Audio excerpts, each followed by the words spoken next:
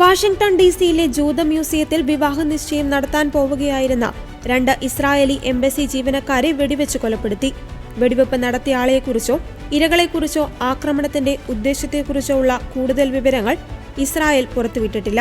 അതേസമയം 2 Israeli embassy ജീവനക്കാർ കൊല്ലപ്പെട്ടതായി US homeland security secretary Kristi Noem സ്ഥിരീകരിച്ചു.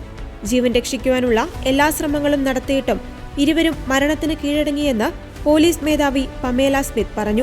വെടിവെപ്പിനു മുമ്പ് ഒരു പ്രതി മ്യൂസിയത്തിന് പുറത്തിറങ്ങി അവിടം നിരീക്ഷിക്കുകയും പിന്നീട് 4 അംഗ സംഘത്തിനു നേരെ അയാൾ വെടിയുതിർക്കുകയും ആക്രമണത്തിൽ ഒരു പുരുഷനും സ്ത്രീയും കൊല്ലപ്പെട്ടുവെന്നും പോലീസ് മേധാവി പമേല സ്മിത്ത് കൂട്ടിച്ചേർത്തു.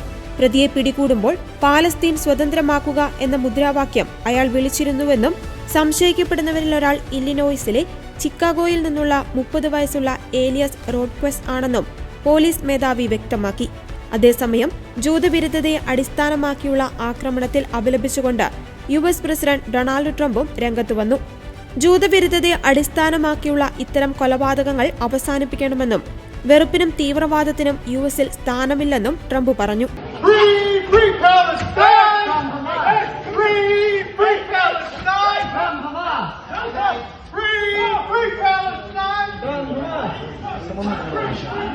Palestine!